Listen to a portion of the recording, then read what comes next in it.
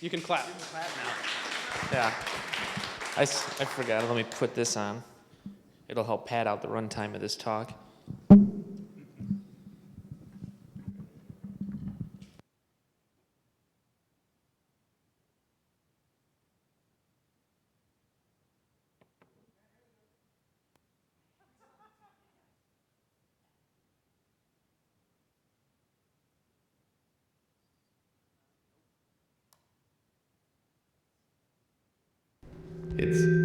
Can you hear me now? Do you feel better? Okay, it's good to see, like Emmanuel said, some familiar faces. The familiar faces, do me a favor, tell the unfamiliar faces when they're supposed to laugh, because sometimes they don't know. As he said, my name is Eric Smith. I've been with InteillJ for a little over 10 years now, and the reason I actually joined InteillJ was because I was at a company that thought that quality was not a big deal. They had a defect list that had over 7,000 open defects. A product they shipped every year. And they had a system whereby if a defect was a medium or low in new code, it didn't have to be fixed to ship. If it was a high, medium, or low in existing code, it didn't have to be fixed to ship, because once your customer's used to getting hosed, they're fine with it, right? So I came here because I wanted to do higher quality work. And I've gotten to do that, right?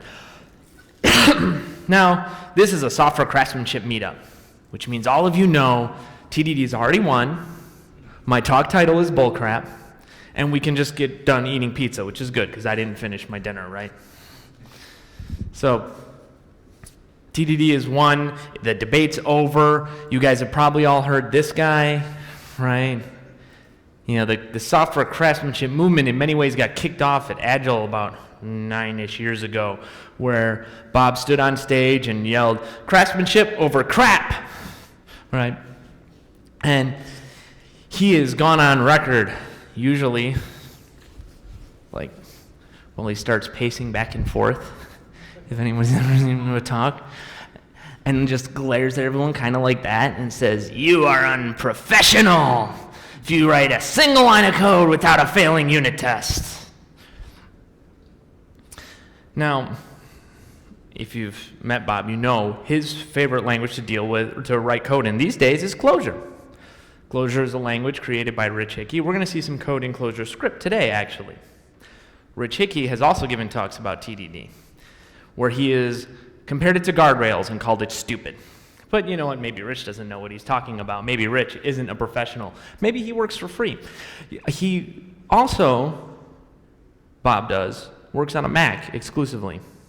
Well, Macs, if any of you remember when the NDA was released and we all get to write iOS apps, and occasionally they'd give these big presentations. I was at WWDC this year, and occasionally someone would go, "How do you test your code?" And they'd say, "Well, that's easy. You plug in your iPad phone and you run all the code on your phone." There was no way to do unit testing. It literally could not be done. Meanwhile, all that is based on an operating system called Unix, which doesn't practice TDD, or largely doesn't. So, in order to be a professional, you can use an unprofessional operating system to run on an unprofessional laptop with unprofessional languages, as long as you write a test. Somehow we can build this castle out of sand and say, well, each level is completely unprofessional crap, but my bowling game is perfect. Okay, I did not put this on my face right. As entertaining as it might be for you, I am not going to let this strangle me in the middle of my talk. TDD has 3 claims it makes. And today's talk is called The Case Against TDD. I'm going to make a case for you today that all of its claims are bupkis. The first is that code with tests doesn't have bugs, has minimal bugs, but maybe none at all, not a single bug in the code base. It's perfection, yay!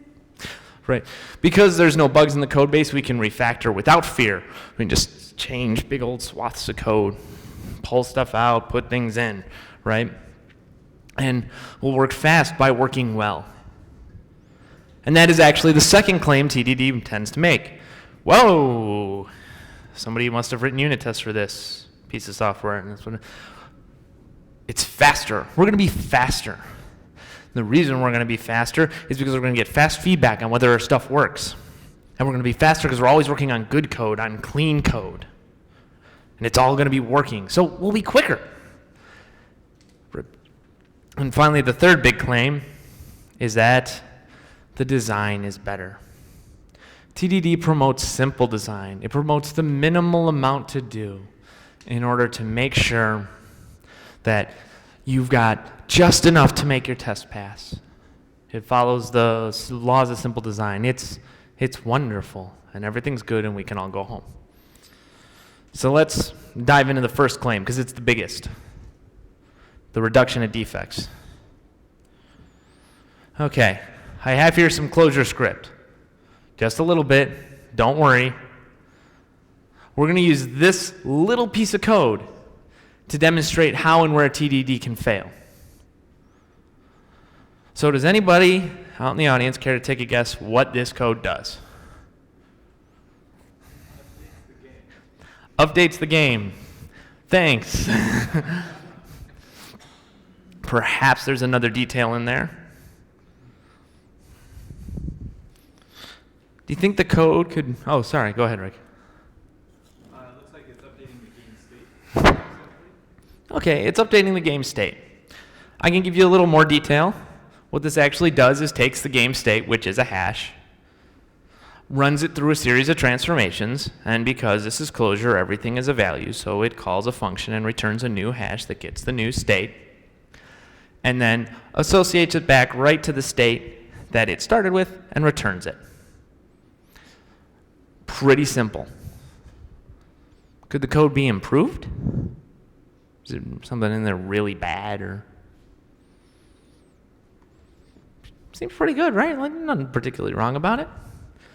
Maybe state with a game in it's a little redundant. How would TDD improve it? If we want to ask ourselves that question, we have to look at the tests. This is a set of the tests, a subsection. The reason it's only a subsection is because if I wanted to show you all the tests for those 6 lines of code, we can even count them. 1, 2, 3, 7 or 8 lines of code. It's over 100 lines or so of tests, of test code. And the reason it is because this test code needs to make sure that you're getting the time correctly, which required a function wrapper. It needs to make sure the invasion gets updated. But when you needed to write a test to make sure the laser got updated, well, you had to make sure you set up a good invasion update. When you set up a good laser, you had to make sure the bullet was updated nicely. Each test built on the others. This thing and I are really getting along well. Each test built on the previous one, and they got a little longer and a little longer. They just keep going. Now let's assume for a moment that by writing all these tests, I reduced my bug count by 75% in the production code. I'm going to show you a very scientific graph now, completely provable, that compares the amount of defects found in test code for people that do write unit tests and for the people that don't write unit tests. The people that do TDD find this many bugs in their test code. People that don't find this many. Because we often say there are less bugs because we just don't count all that extra code we wrote. I didn't write a little bit of extra code for that little update game. I wrote a ton of extra code. And all of it has the potential for defects. If you don't write test code, you don't have bugs in tests. It's pretty obvious when you think about it. But the fact is, the people that are not writing test codes don't spend time debugging those tests. They don't have bugs in their tests. Now, you might have looked at that code and said, there is something I can do to change it. Because when it comes down to these tests, you can see that each one is making sure of the state of each one of those updates. You can kind of see it Don't try to do it too much because you're not going to be able to parse it all together there. But you can see that each test is, they're not mocking. They're non-mockist tests. Right? They're actually making sure to call those functions because all those functions are immutable so they can be called safely. No side effects. So we could begin by mocking this. We could change and inject the updaters. All that little functions would greatly reduce the amount of tests I wrote by not testing anything. All my tests would do is validate that I can calculate the time between each amp. And even that is a lie, because as you well know, if you've ever maintained a test suite with more than about 4 tests in it, or if in fact you have internationalized code and know that we have 2 different daylight savings times on this planet, you never ever actually want to query the time in a test. Which means this is a wrapper, hence the t/epoch, and it's not just using a true test thing. It returns a known time. So if I inject mocks here, literally this line is tested. Everything else is just fakes. It's me shuffling a bunch of things on the table and making it look like I cleaned up, but really I just made a different mess. And in fact, that mess is in my tests, which are again going to be loaded with potential bugs. Recently, you may have seen the news. It's on Hacker News, Programming Reddit, somewhere, or maybe it was on Slack, that there was a scientific study done measuring the effectiveness of TDD. And the study said, in a paper called An External Replication on the Effects of Test-Driven Development Using a Multi-State Blind Analysis Approach, I almost said it right, TDD does not affect testing effort, software external quality, and developers' productivity. When they tried to test this, it made absolutely no difference. The people that wrote tests after took the exact same amount of time, had the exact same amount of defects as the people that wrote them before.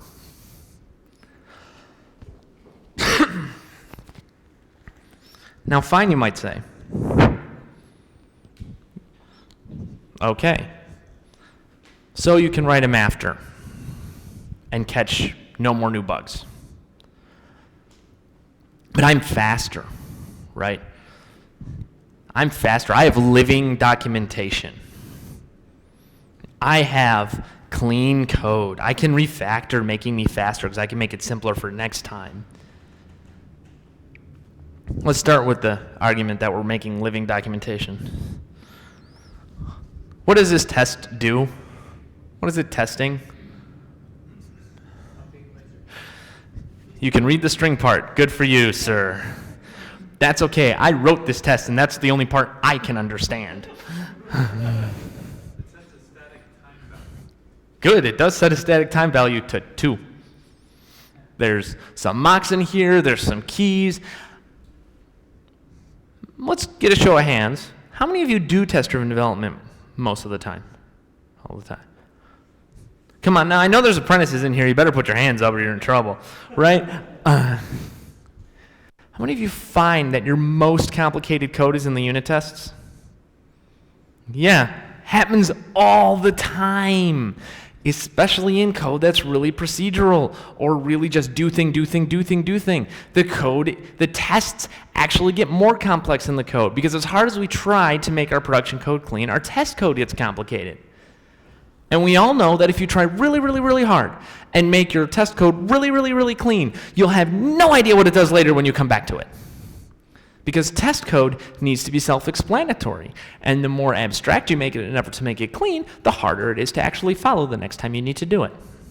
Which is why tests tend to be built by copying the previous test, pasting it, and starting to tweak the numbers and the bits. We all do this. I've been writing unit tests on all my code for 10 years, and I still do it. And I tell my apprentices not to, so fortunately Hannah's not here right now.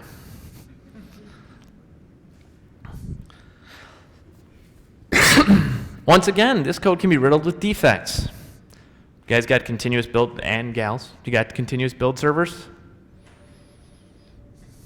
Okay, when the build breaks, How often, you can just shout out a number. What percentage of the time is it an actual defect? It's okay if you say 0. Almost never, right? In fact, the better and more diligent you get at it, the rarer real defects found in the continuous build system are. Which means we spend an enormous quantity of time debugging the build system. Has anybody ever spent a day debugging their build? Anybody ever spent a week? Because I've done it. I was on a team once that had a team to debug the build because the suite had grown so large that any attempt to change any order, they had it sprawled over multiple machines. And what would occasionally happen is someone would inject a new test, which would make the tests actually jump to another machine. So another 5 tests would go from machine A to machine B. And it turned out there was a dependency on a test that was only running on machine A now, and those tests would fail. Tests are hard to maintain. We say we're faster because we ignore the maintenance cost, right? We do like funny accounting. We go and we say, we're going to show you when we teach other people, this is how you should write tests. We'll show how we do a bowling game or prime factors or any of the different sort of, this is how we teach TDD examples that are out there. And we stop the end of it. And we say, look, see how well that worked? But we ignore the fact that I now have to check that in, and those tests are there forever. And they are now everyone's maintenance problem. We sometimes say code is a liability, not an asset. Well, unit tests add easily twice as much code. I'm being kind. If you're doing TDD all the time, having a ratio like I showed you where it's 100 lines to 7 is not uncommon at all. Doing test maintenance, making them into living documentation, making them reliable takes time, time we don't factor. It doesn't really make you run faster. And does it help with refactoring? I put this up here. It's the same as before. It's got the updater and the updaters in the do seek here. All right, for those of you that don't know Clojure, you can think of this like a for loop that just says loop through every updater and call it. If I want to refactor that section, does it help? Do the tests help? They're not gonna, because I'm gonna have written unit tests that gave fake updaters. I can break this all the time. And that's another thing that unit testing can add, which is an entirely new class of defects we didn't have before.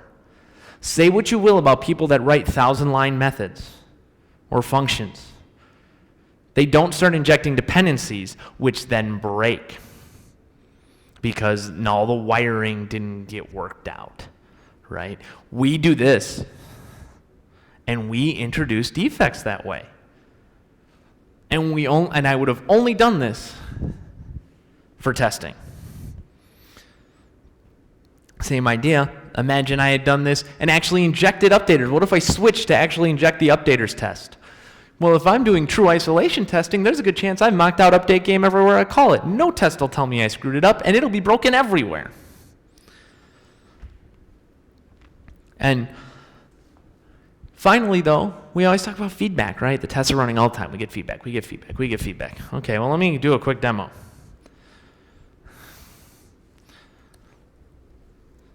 A not so quick demo. Okay.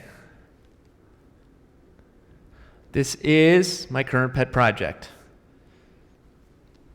Space Invaders in Clojure script. 139 unit tests right now.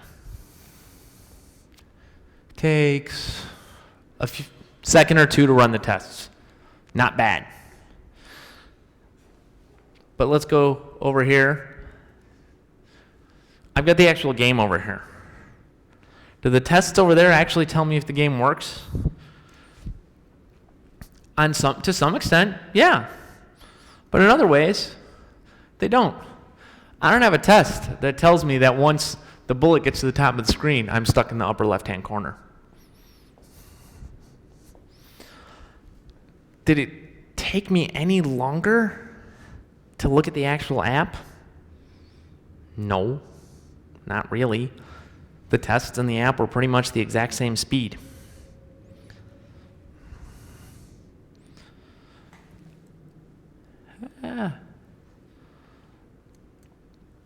And of course, I have a continuous build because I am really big on self-immolation.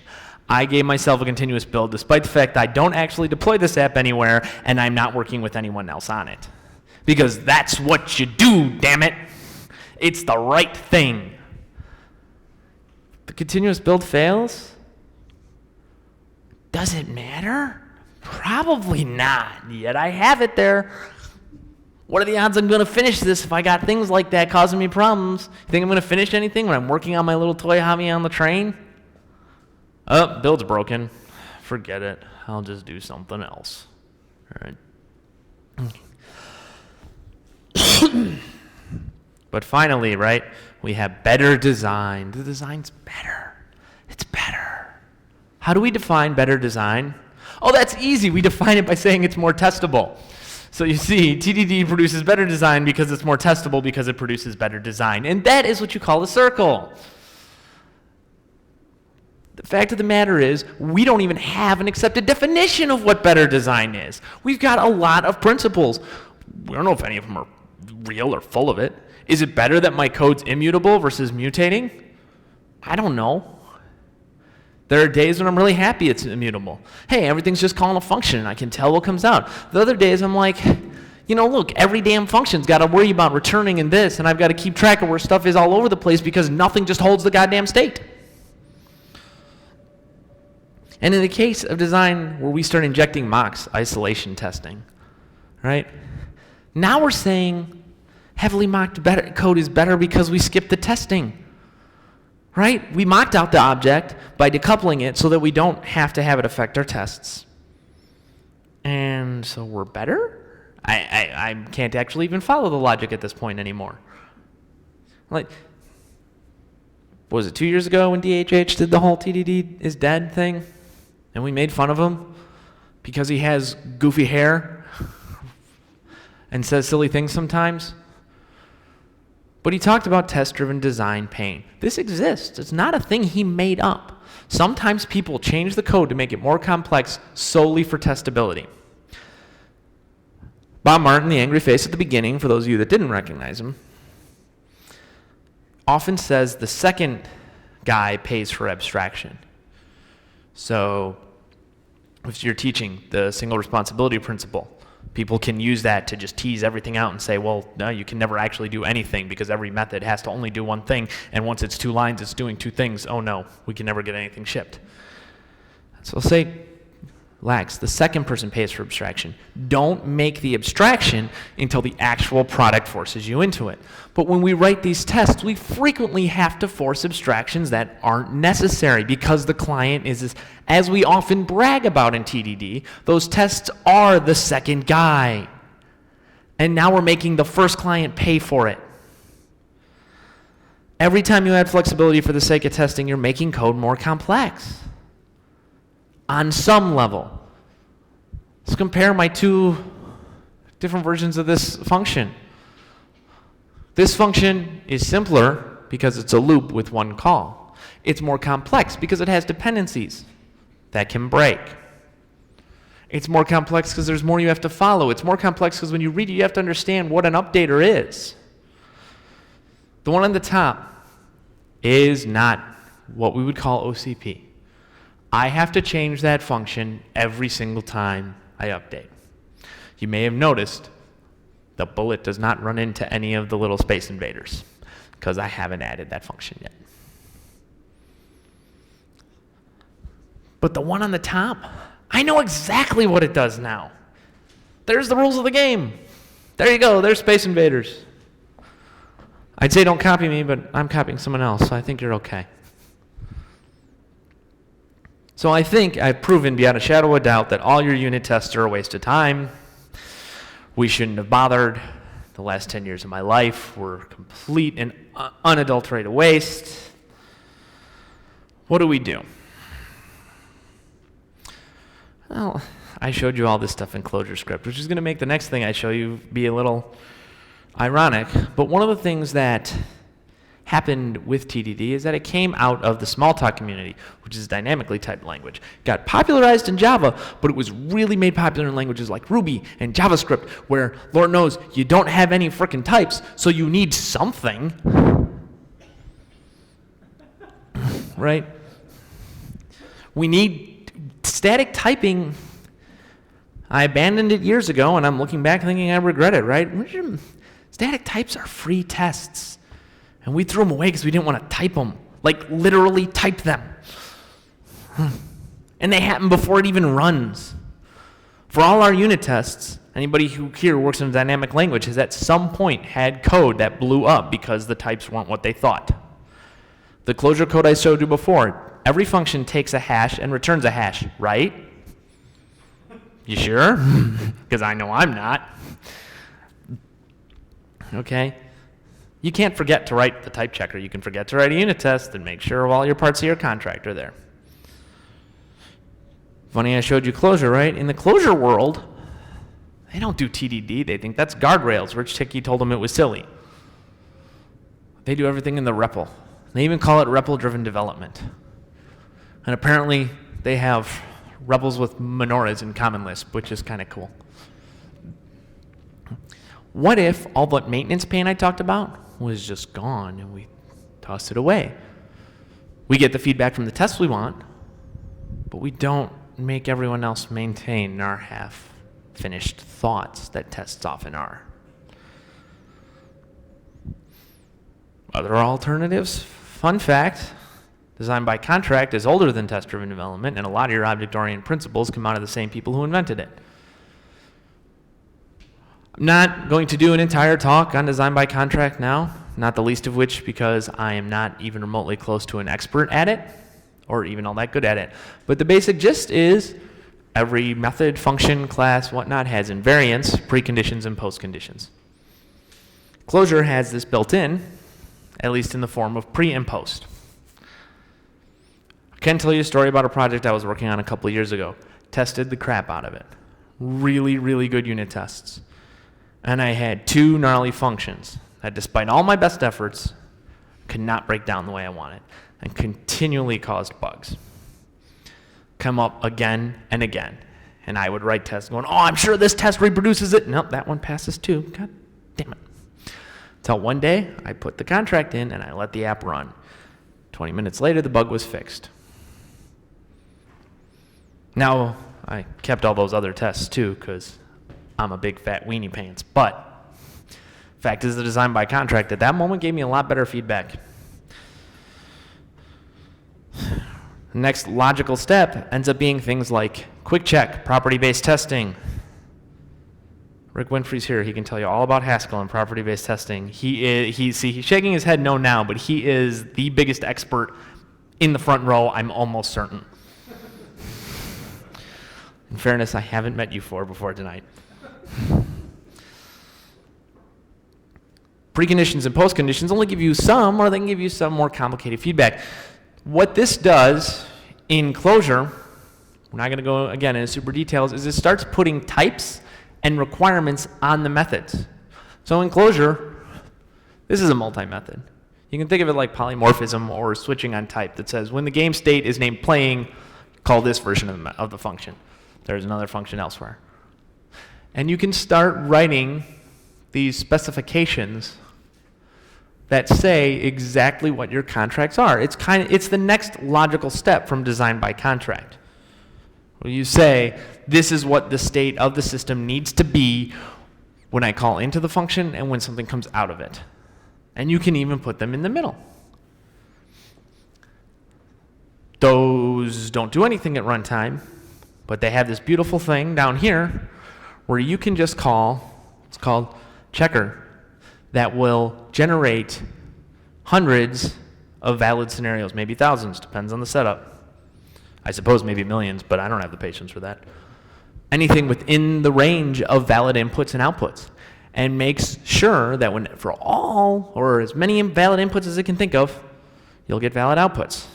I set this up on my test, and looky here, I have a failure, even though it passes all my unit tests, and there are many.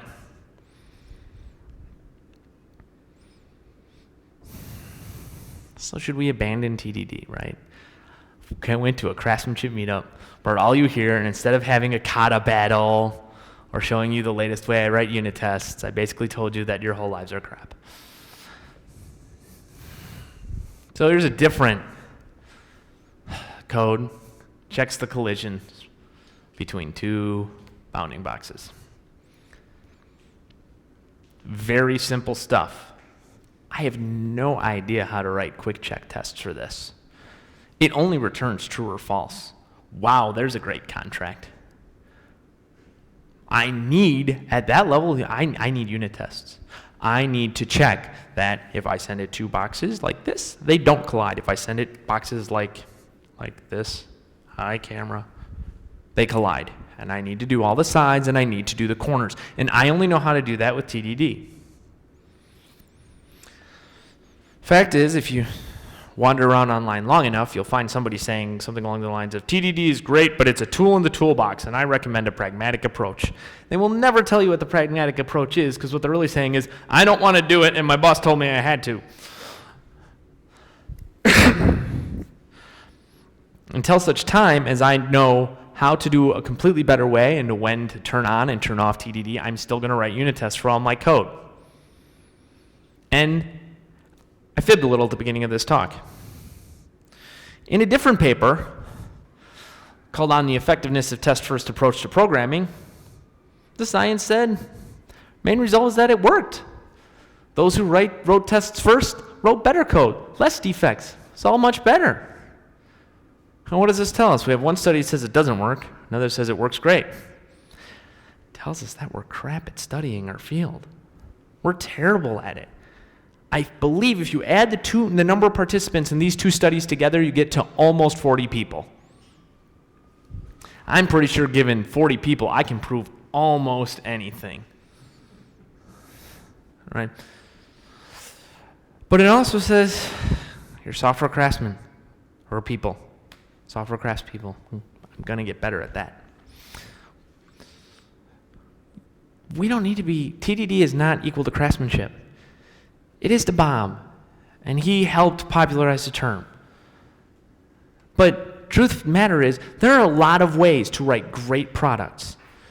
And you can TDD away to a big honking pile of garbage. People do it all the time. Testable is not the same as good. And on top of that, we need to define good still. We need to, if you'll pardon the pun, prove our assertions about what we say is good and what we say is bad. I was in a training class recently, a few weeks ago, and I said, shorter methods are good, because that's not debatable, right? At which point, one of my students said, well, actually, I like them a lot longer, because then I can tell what everything does right in front of me. I didn't really have an argument for that, other than ew, and ew is not actually an argument.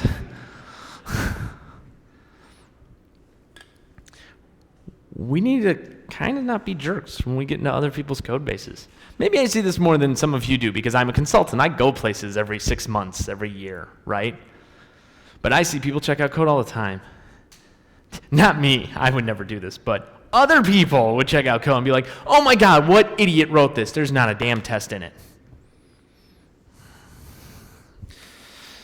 Well, there's lots of great code with no tests.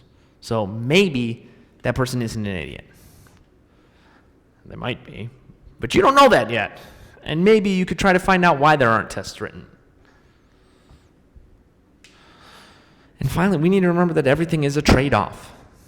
As of today, November, whatever today is, November 16th, 2016, a mere 8 days since the Cubs won the World Series. Got a Mets fan to clap. I still think TDD is the best way to write code, but I don't think it is in all scenarios anymore, and I don't think it's universally a good thing. And I think I could be wrong, which is not something that I necessarily felt 5 years ago. And I think that when we start telling other organizations, other developers, you have to do this, we have to keep in mind there are downsides.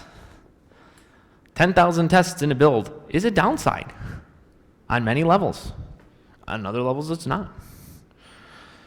ultimately, TDD is actually a fad. Now, there are multiple kinds of fads, right? Pet rock was a fad, and he made $1 million, right? But so was jogging, weightlifting. Exercise was a fad. Eating healthy, that can be a fad. Fad doesn't mean it's bad. And a fad that stays around for a long time ends up being a good thing. But sometimes it gets overdone.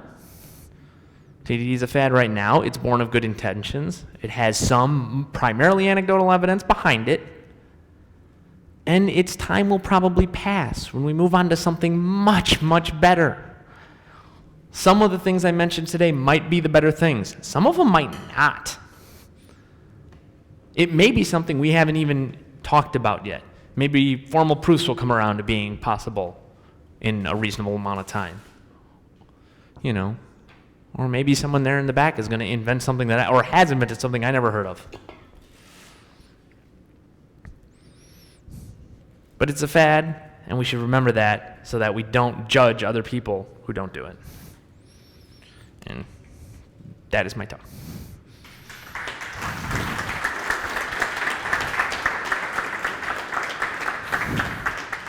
Should I ask if there's questions? I don't know. I'm a little frightened to ask that question. What the hell is wrong with you is not a valid question before you ask. Life. That's why. So our company doesn't use TDD, but there is quite an effort to do automated testing. Same thing applied to writing. So yeah. So the question was, our company doesn't do TDD, but there's quite a movement to do automated testing. This is the same kind of thing applied to automated testing. Depending on the kind of test you're talking about, it actually argues some of it's worse. My wife is in QA, and whenever I mention to her automated testing, her eyes get all big, and she starts to get pale, and she's like, not that again. So if you're talking about automated testing of like on the small and the medium level, that has a lot of benefits. The larger your tests get, the more maintenance goes in. So if you're going to try to test your entire application through the GUI, and every single test through like the GUI, which is what most of the time teams take a big jump in automated testing they want to do, the cost of that is extraordinary. Even if you manage to write all the automated tests for the entire system, and you won't. But even if you do, it's going to be an enormous amount to maintain. And which is why, companies usually try to solve it by sending it to another country where it's cheaper, which also has its own class of problems.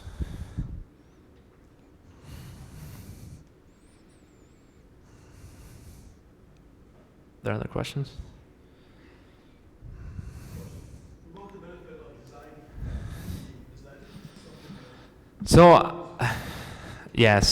Mr. Shinkles asked about the benefit of design during TDD. So the benefit of design is there. I don't think it's completely thrown out in the way I brought it up in the beginning, but I do think that we have to consider the trade-offs. And when we're doing TDD, frequently we decouple code way too soon. We make too much stuff public. We break encapsulation. We like to say we don't. We get defensive when people accuse us of this. We're like, no, I don't do that. And then you're like, how big are your classes? They're all 6 lines. You might have broken some encapsulation. Right? So when we use TDD as an excuse to turn our brain off, then it can absolutely harm our design. We need to balance making things more testable with actual thought. The XP folks, the ones who popularized TDD in the first place, also popularized CRC cards. And most of you probably don't know what I mean by CRC cards because nobody uses those anymore, but we probably should. A whiteboard is still okay. Just don't laminate the whiteboard. It costs a fortune. You can never get it through the machine. Yeah. What do you think about doing your boss comes in and says, I want to know how long this would take for is this possible with a proof of concept? Would you invest time in TDD? So you're asking, so the question is, if I understand it right, would I invest time in TDD if my boss just wants a proof of concept? No, I wouldn't. It's not worth it because I'm not going to keep it. In fact, I would intentionally not write tests for it because the closer you get it to production ready, the more likely it is you'll use it in production. So I want that to be as far from production ready as possible because I know it's throwaway code, so I don't want it to look like it's not.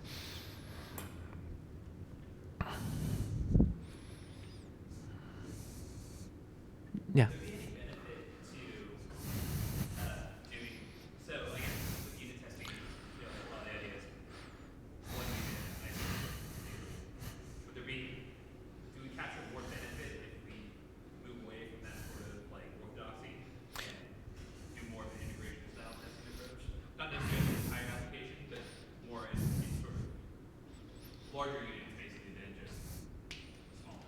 Yeah, so I think everyone heard it, but probably not the recording. So the question was, would we benefit from essentially raising our level of unit testing to be a little higher, to be more integration level, rather than being more isolated on it, one unit at a time?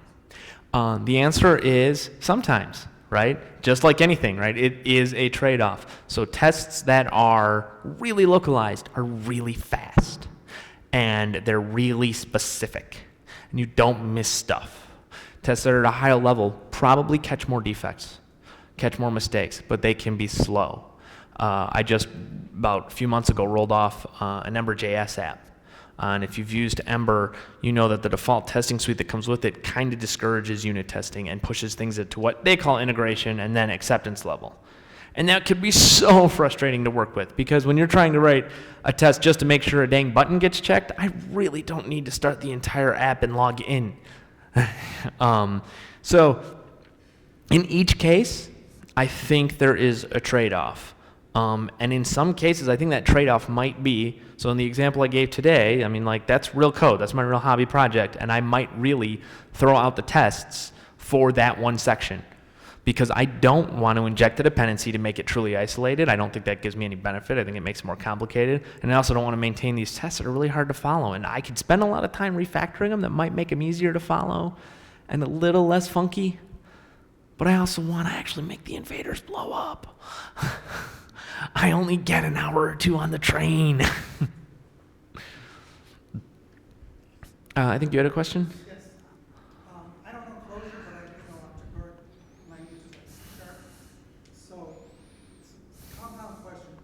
Do you and how do you write unit tests around internal methods?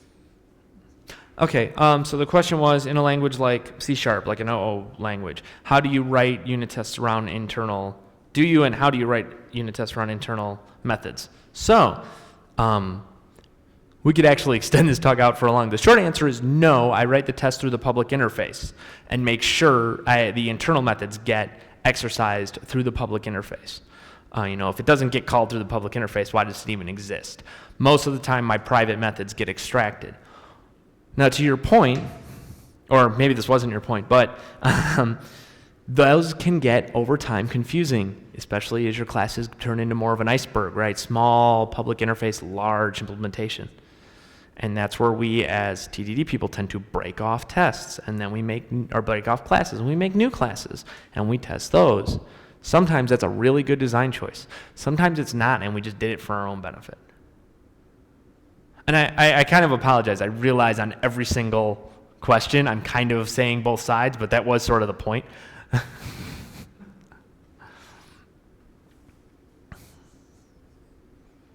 Anything else?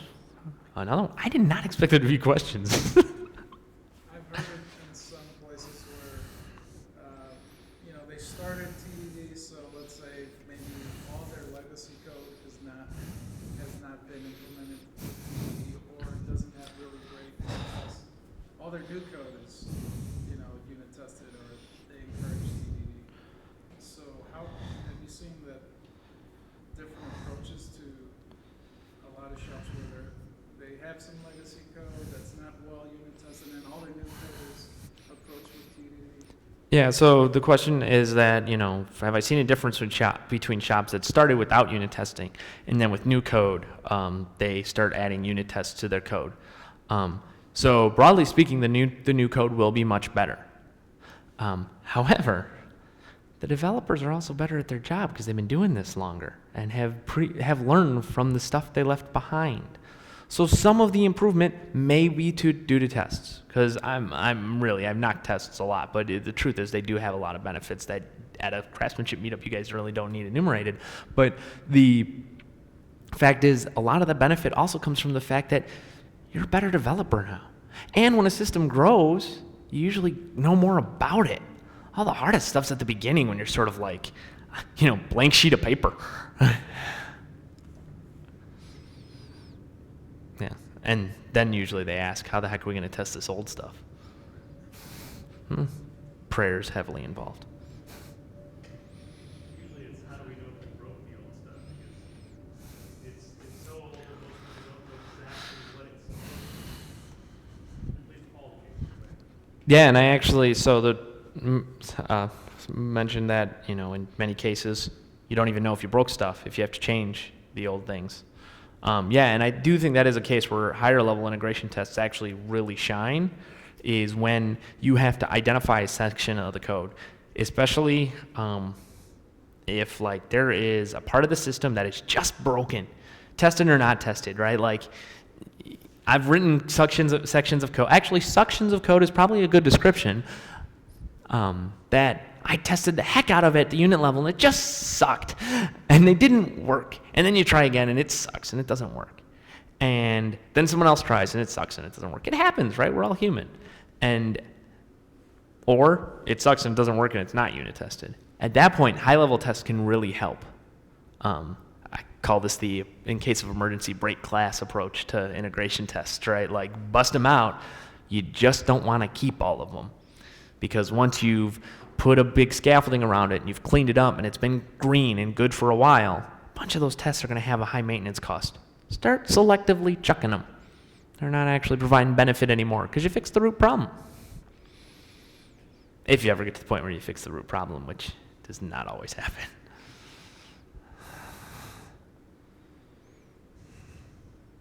Anything else? All right, well, thanks, guys. Appreciate you paying attention and asking all the questions.